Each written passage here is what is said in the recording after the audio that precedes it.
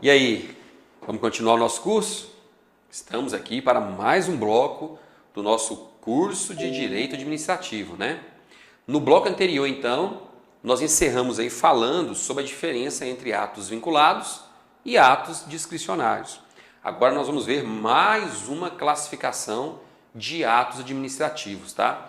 E aqui nós temos uma polêmica aí muito grande sobre essa classificação, só que eu não vou nem chegar a entrar na polêmica não. Eu vou cobrar e vou explicar da forma que você tem que saber para responder as questões de prova, tá? Não vou nem ficar rendendo o assunto não, porque se eu quiser aprofundar muito, você pode acabar se confundindo. Então eu vou cobrar aqui, eu vou explicar aqui aquilo que vai ser cobrado na sua prova, tá? Então vamos lá, ó. Quanto à classificação, você tem que entender também que os atos administrativos, eles podem ser classificados, podem ser divididos, volte aqui. Eles podem ser divididos em atos simples, complexos e compostos. Então, atos simples, complexos e compostos. Qual é a diferença entre essas espécies de atos administrativos? Vamos lá.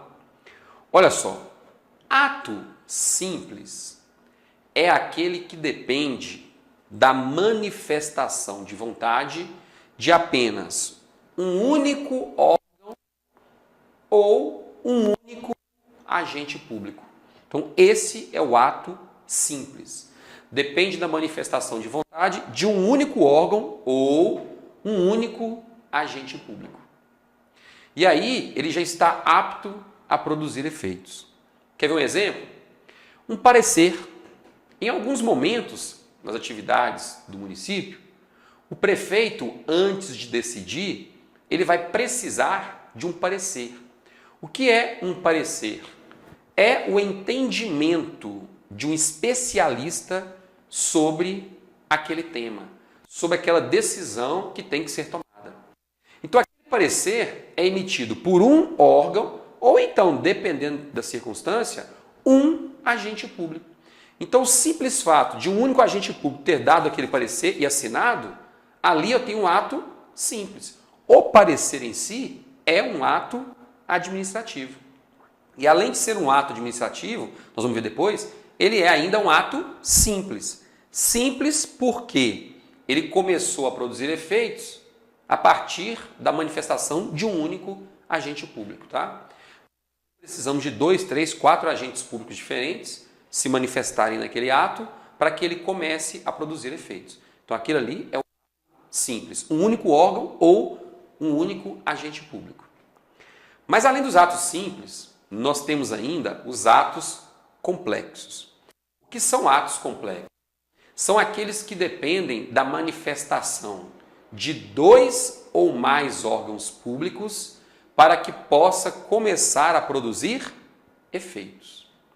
Tá vendo? 2 ou mais órgãos públicos, 2 ou mais agentes públicos para que possa começar a produzir efeitos. Vou lhe dar um exemplo de ato complexo. Em determinado momento, a Receita Federal do Brasil resolveu editar um ato conjunto com a Procuradoria da Fazenda Nacional. O que é isso aí? Olha só, é o seguinte. A Receita Federal, ela é responsável pela arrecadação dos tributos federais. Então, a princípio, e em regra, né, quem arrecada esses tributos federais é a Receita Federal do Brasil. A Procuradoria da Fazenda Nacional é um órgão formado por advogados. Advogados que fizeram um concurso, né, para trabalhar para a União. Então, eles são advogados públicos, vão trabalhar especificamente para a União. São advogados públicos. Até aí está tranquilo. Então, veja só. A União, ela arrecada os valores. Em alguns momentos, ela tenta fazer arrecadação, mas não consegue. Por quê? Porque o contribuinte não paga aquele imposto que ele estava obrigado. Quando ele não paga, esse valor é incluído na dívida ativa. E aí, depois que esse valor é incluído na dívida ativa, os advogados da Procuradoria da Fazenda Nacional entram com uma ação judicial para cobrar aquele imposto na justiça. Tá vendo? Então, o que acontece? Como a Receita Federal constatou, mediante essa crise, né, que a União tem uma quantidade muito grande de recursos para receber, e recursos que estão na dívida ativa, o que aconteceu? O secretário-geral da Receita Federal, que é a autoridade máxima, né, da Receita Federal, entrou em contato com o Procurador-Geral da Fazenda Nacional. Falou assim, ó, vamos marcar uma reunião para que nós possamos estabelecer normas conjuntas entre a Receita Federal e a Procuradoria da Fazenda Nacional para facilitar a cobrança desses débitos e favorecer os cofres públicos. Nós estamos precisando de muito dinheiro. Então assim foi feito. Então foi feita uma reunião conjunta entre o secretário da Receita Federal e o Procurador-Geral da Fazenda Nacional. E ali eles decidiram quais seriam as condutas que teriam que ser praticadas pelos dois órgãos para agilizar o processo de cobrança daqueles valores que estão hoje incluídos na dívida ativa da União. E daquela conversa nasceu uma portaria conjunta da Receita Federal do Brasil e da Procuradoria-Geral da Fazenda Nacional. Mas olha só, essa portaria conjunta ela foi decidida naquele momento ali da reunião. Então os dois assinaram aquela portaria conjunta. Vou até melhorar. O que aconteceu? Aqueles dois ali estavam na reunião, tá? E aí o secretário da Receita Federal já tinha assinado a portaria conjunta, porque no dia seguinte ela seria publicada e já começaria a produzir efeitos, tá? Mas aí o Procurador-Geral da Fazenda Nacional recebeu a notícia de Dilma Rousseff, na hora que ele assinar ele levantou tal, e foi notícia assim, uma bomba, ele saiu correndo, deixou a portaria sem assinar. Só tinha assinatura do secretário-geral da Receita Federal. Aquela portaria já vai ser publicada amanhã, já pode ser publicada amanhã e começar a produzir efeitos? Por quê? Porque ainda precisa da manifestação do outro órgão. A Procuradoria da Fazenda Nacional não assinou a portaria. Então tem que ser assinatura para começar a produzir efeitos. Tá vendo aí? Então essa portaria, que é um ato complexo, ela depende da manifestação desses dois órgãos. Só depois que esses dois órgãos se manifestarem, aí sim é que esse ato começa a produzir efeitos. Então, 2 dias depois é que o Procurador da Fazenda Nacional procurou o secretário da Receita para assinar a portaria. Aí sim, como aquele ato é complexo e precisa da assinatura conjunta dos dois agentes, dos dois órgãos, então só 3 dias depois é que ela foi publicada e começou a produzir efeitos. Tá? Então essa portaria conjunta é exemplo de um ato complexo. Vou lhe dar um outro exemplo de ato complexo que já caiu várias vezes em prova. Aposentadoria. Aposentadoria é um exemplo de ato complexo. Por quê? Entenda comigo. O que vai acontecer? Vamos supor que eu seja professor da rede estadual, tá? E aí hoje eu atendi todos os requisitos previstos na Constituição e na lei para me aposentar. Então eu fui lá na secretaria, na Superintendência de Ensino e falei assim, ó, hoje eu completei todos os requisitos para me aposentar, está aqui o meu pedido de aposentadoria. Beleza. O que o servidor da Superintendência de Ensino falou comigo? Falou o seguinte, ó, então é o seguinte, você pode ir para casa, a partir de amanhã você não precisa vir trabalhar mais. Só que tem um porém. Você ainda não pode ser considerado aposentado, tá? Sabe por quê? Depois que nós publicarmos amanhã esse ato de aposentadoria seu, esse ato tem que ser analisado pelo Tribunal de Contas do Estado. Só depois que o Tribunal de Contas do Estado analisar esse ato, é que você pode se considerar definitivamente aposentado. Ou seja, se daqui a 2 anos, que demora um pouquinho, né? Se daqui a 2 anos o Tribunal de Contas analisar a sua concessão de aposentadoria e o Tribunal de Contas entender que você não preencheu os requisitos, ainda faltava aí uns 3 anos para você se aposentar, você vai ter que voltar ao trabalho. Só depois que o Tribunal de Contas analisar e efetivamente fizer o registro, é que você pode se considerar aposentado ou aposentada. Então, olha, esse é um exemplo de ato complexo. Por quê? Porque nós precisamos da concordância simultânea aí do órgão que o servidor trabalha, que é a Secretaria, a Superintendência de Ensino do Estado de Minas Gerais, e do Tribunal de Contas do Estado. Só depois que esses dois órgãos se manifestarem, é que efetivamente aquele ato vai começar a produzir efeitos. Então, se a gente for analisar ao pé da letra, o simples ato de concessão de aposentadoria, por si só, ele não está apto a produzir todos os seus efeitos. Tá? Então, o ato de aposentadoria é um ato complexo. E isso que fique claro. Tá? O Supremo Tribunal Federal já falou isso várias vezes. E por último, nós temos o ato composto. O que é o ato composto? No ato composto, eu tenho a manifestação de vontade de um órgão ou agente público e, posteriormente, eu tenho a manifestação de vontade de um outro órgão ou agente público. Ocorre em momentos distintos, tá? Então, posteriormente, manifestação de vontade de um outro órgão ou agente público. O que esse outro órgão vai fazer? Ele simplesmente vai aprovar o primeiro ato, homologar o primeiro ato, concordar com o primeiro ato. Esse segundo ato é um ato autônomo, independente. Esse segundo ato vai servir para que o primeiro ato possa produzir efeitos. Se nós não tivermos o segundo ato, esse primeiro aqui não produz efeito nenhum. Tá? Não produz efeito nenhum. Um exemplo? Nomeação de um ministro do Supremo Tribunal Federal. Como é que funciona a nomeação de um ministro do Supremo Tribunal Federal? É simples. A presidenta da República, ela faz a indicação do nome que ela quer que seja ministro do Supremo Tribunal Federal. Então ela publica um ato. Pá! Indicação de uma pessoa para o cargo de ministro do Supremo Tribunal Federal. Beleza. Para que aquela pessoa seja nomeada e tome posse como ministro do Supremo Tribunal Federal, nós precisamos de quê? Que a nomeação seja aprovada por quem? Pelo Senado Federal. Se o Senado Federal não aprovar a nomeação que foi feita pela presidenta, isso significa que aquela pessoa não vai poder exercer o cargo de ministro do Supremo Tribunal Federal. Tá vendo? Então a presidenta indica e o Senado Federal aprova a indicação. A presidenta simplesmente indicou. Aquela pessoa já pode exercer no cargo de ministro do STF? Pode não. Só depois que esse segundo ato, que é o ato do Senado, aprovar esse primeiro ato, que é a indicação, é que aquela pessoa estará autorizada a tomar posse e começar a trabalhar como ministro do Supremo Tribunal Federal. Antes disso, não vai poder não.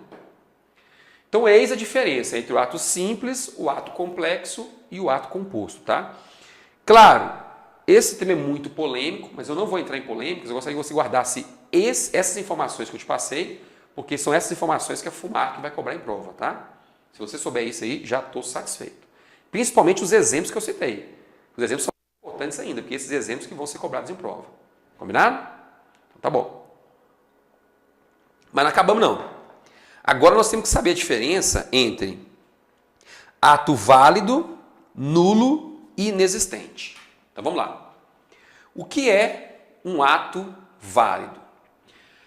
Ato válido é aquele que foi editado em conformidade com a lei. Acabou. A lei diz que determinado ato administrativo tem que ser editado assim, assado. E a lei já estabelece previamente quais são os requisitos: competência, forma, finalidade, motivo e objeto. Se esses 5 requisitos do ato vinculado foram respeitados, eu posso concluir que esse ato é considerado um ato válido. Isto é, editado em conformidade com a lei. Ato válido. Tá certo? Pois bem, o que é um ato nulo? Ato nulo é aquele ato administrativo que possui um vício de ilegalidade em um requisito do ato administrativo que não admite convalidação, que não admite correção. E isso você já sabe.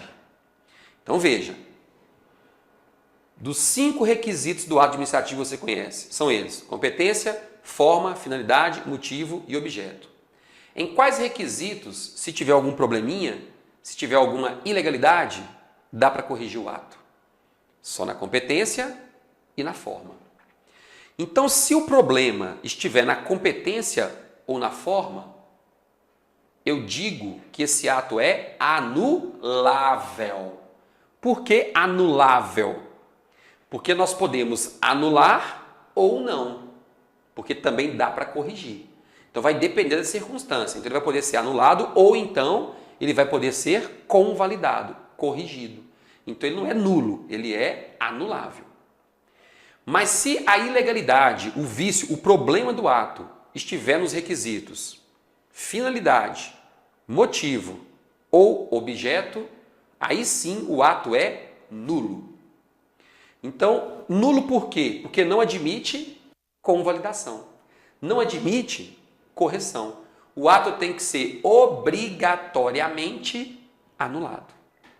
Então, ato nulo é aquele que possui um vício de ilegalidade que não permite a convalidação.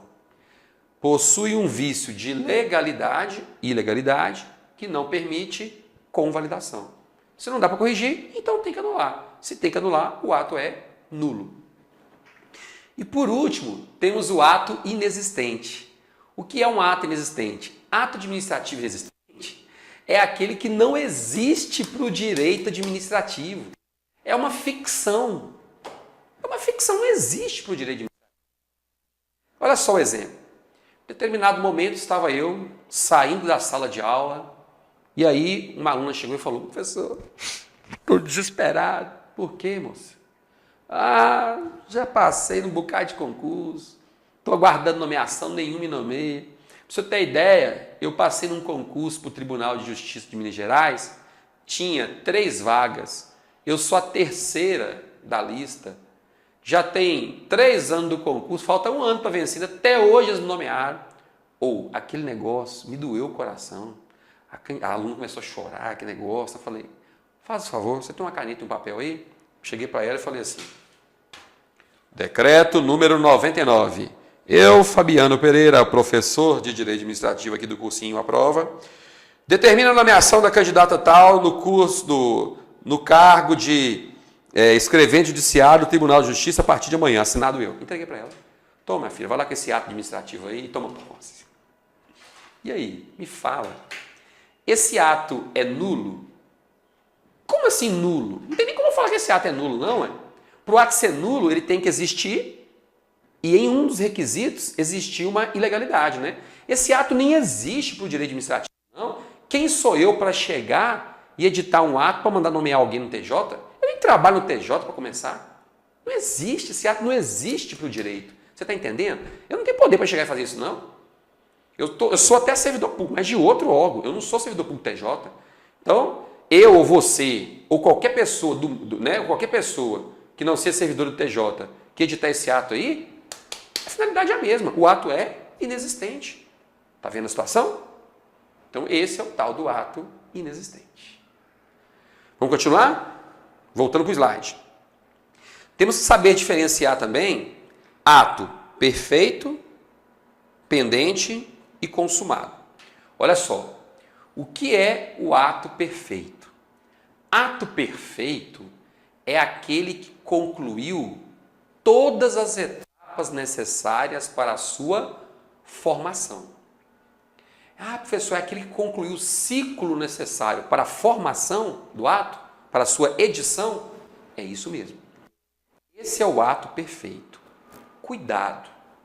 Olha o que a lei dizia. A lei dizia o seguinte: para se editar esse ato, é necessário que exista uma autorização da autoridade máxima do órgão.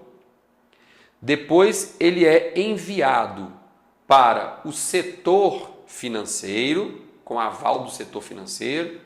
Depois é enviado para o setor administrativo, o responsável tem que assinar. E depois ele vai ser editado pela autoridade competente. Então veja só, olha o caminho que ele tem que percorrer. Sai da autoridade máxima, a autoridade máxima do órgão autoriza a edição do ato, depois vai para o setor financeiro homologa, autoriza, né?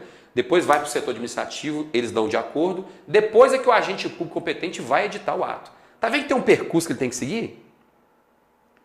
Nós estamos aqui no setor administrativo, que é o último, antes de chegar no agente público competente para editar o ato, né? E aí, esse ato já pode ser considerado perfeito? Não, perfeito ele ainda não é, por quê? Porque ainda não tem o visto, o de acordo do setor administrativo. Então tá, ele acabou de dar o de acordo aqui. Agora esse ato foi enviado, esse ato foi enviado para quem? Para o agente público competente. Está nas mãos do agente público competente para editar o ato. E ele acabou de editar o ato. E aí? esse ato é perfeito? Ele é perfeito. Sabe por quê? Porque todas as etapas que estavam previstas em lei para a edição do ato foram cumpridas. Vamos supor agora que o ato tenha saído da autoridade, tem autorização da autoridade máxima do órgão, foi para o departamento financeiro, do financeiro eles já mandaram direto para o agente competente, pular no setor administrativo. Tá vendo? Então hoje está nas mãos do agente público competente para editá-lo e o agente público editor. Pergunta, esse ato é perfeito? Não é perfeito. Sabe por quê? Porque pulamos uma etapa necessária, que era o visto do departamento administrativo. Não passou por lá, então ele não é perfeito. Ok? Muita atenção. Essa questão da perfeição é simplesmente cumprir as etapas necessárias, só isso. Não tem nada a ver com a validade. Porque olha só, o ato passou por todas as etapas normalmente e o agente público acabou de editá-lo. Cumpriu todas as etapas? Cumpriu. Então o ato é perfeito. Só que quando o ato administrativo foi editado, nós percebemos que a finalidade dele não foi observada. O agente público que o editou acabou praticando o ato para satisfazer o interesse próprio e não aquela finalidade que estava prevista na lei. E aí? Olha, e aí que nesse caso o ato é perfeito, porque cumpriu todas as etapas. Porém, ele é ilegal. Ele é ilegal? É porque apresenta um vício no elemento finalidade. Ok? Entendeu a diferença entre perfeição e legalidade? Entendido, né? Então tá bom. Ato pendente, também chamado de ato consumado. O que é o ato pendente e ou ato consumado?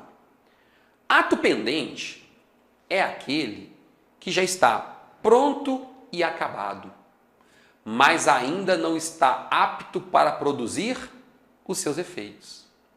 Se ele é pendente, é porque está pendente alguma coisa. Alguma coisa tem que acontecer para que ele comece a produzir os seus efeitos. Então veja só, o prefeito de Belo Horizonte está com o edital em mãos, prontinho, acabado, certinho, está tudo certinho, está nas mãos dele. Aí ele está aqui, ô moço, eu não sei se eu publico esse edital amanhã, ou deixo para publicar no 1º de agosto, o pessoal está de férias agora, né? E aí o pessoal vai ter que voltar dos descansos para começar a estudar para o concurso. Eu vou publicar esse edital no dia 1º de agosto. Então o edital já está pronto. Nós estamos, por exemplo, no dia 20 de julho. O edital já está pronto.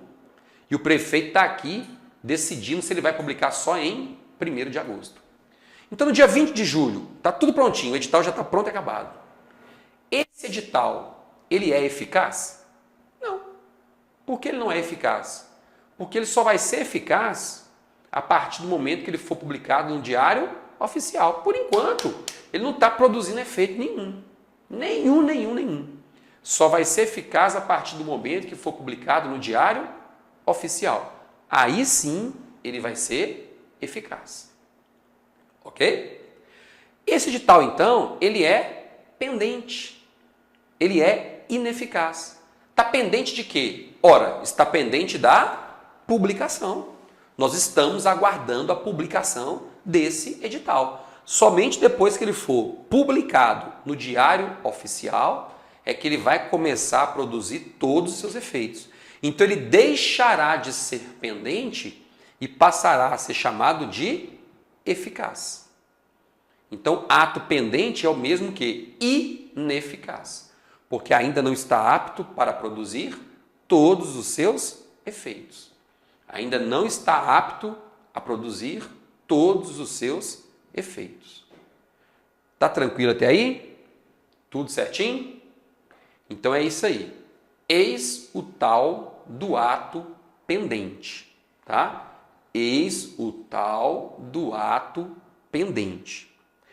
Além do ato pendente, nós temos que conhecer ainda o ato consumado, também chamado de ato exaurido.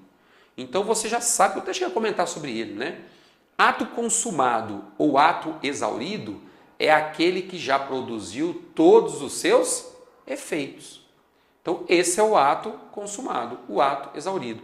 Até cheguei a trazer um exemplo para você, né? Estou me lembrando aqui. O município lhe concedeu uma autorização para você fechar a rua no dia 29 de junho e fazer uma festa junina lá com as crianças do seu bairro. Só que o chefe responsável pela repartição, ele estava de férias. Então o substituto dele é que deu autorização, né? Aí quando foi no dia 30, isso foi no domingo, 29 foi no domingo. Quando foi no dia 30, o chefe retornou das férias.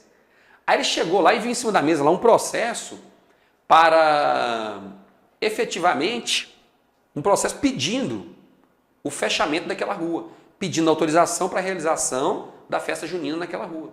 Para isso a gente tinha que fechá-la, né? Ele só bateu o olho e falou assim, ó, pode revogar esse ato aí, viu? Você já concedeu, né? Concedi, pode revogar. Eu não concordo com isso, não. Aquele bairro é muito movimentado. Aí o subordinado olhou para ele e falou assim, chefe, mas dia 29 foi ontem, né? A festa já aconteceu. E aí, tem como revogar esse ato? Não tem. Por quê? Porque aconteceu ontem. Então esse ato já é um ato consumado. Se se trata de ato consumado, não há o que revogar. Esse ato já produziu todos os seus efeitos. Tá? Vamos fazer uma análise aqui rapidinha? Vamos. Olha só. A questão aqui é o seguinte, muito cuidado com essa última classificação aí, que o pessoal costuma errar muito em prova, tá? Eu quero que você entenda aqui o seguinte, ó. Um ato pode ser perfeito. O que é um ato perfeito? É o ato que cumpriu todas as etapas necessárias para a sua produção. Esse é o ato perfeito.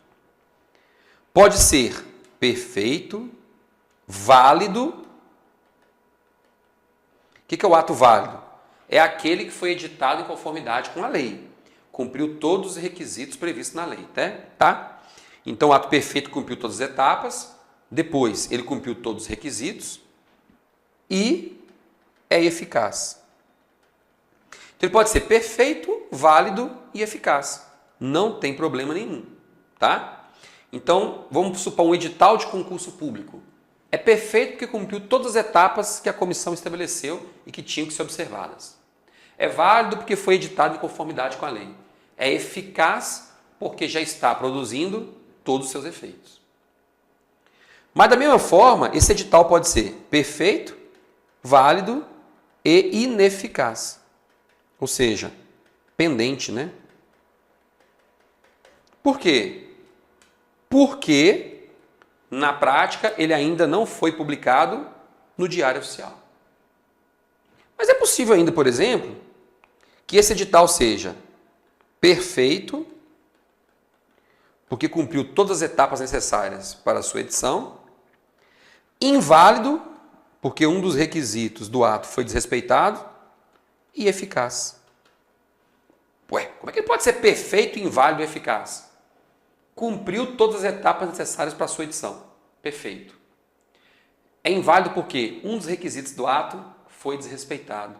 Qual o requisito? O motivo. Foi alegado que o edital tinha sido publicado porque existiam 50 vagas para preenchimento imediato. Não existe nenhuma vaga disponível. Então, o motivo alegado não existe. Ele é falso. Então, o ato tem que ser anulado. Tá? Então, esse ato é perfeito porque cumpriu todas as etapas, esse edital. É inválido porque o motivo não existiu. Só que ele é eficaz. Por quê? Porque ele já foi publicado no Diário Oficial. Se ele já foi publicado, ele é eficaz. Eficaz até que se prove o contrário. Então, em razão da presunção de legitimidade, por enquanto, ele vai produzindo efeitos. Até que alguém questione. Opa, esse edital é inválido por quê? Porque não existem essas vagas aí para preenchimento obrigatório. E nem perspectiva de surgimento dessas vagas. Estão querendo arrecadar recursos para os cofres públicos. De jeito nenhum. Tá vendo aí? Então, muita atenção, porque se a banca cobrar uma questãozinha nesses moldes, né, você tem que saber a conceituação e principalmente a interpretação de cada expressão dessa para você não se confundir na hora da prova. Beleza?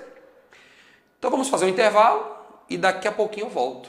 Já volto para falarmos sobre as espécies de atos administrativos. Daqui a pouquinho eu estou aí.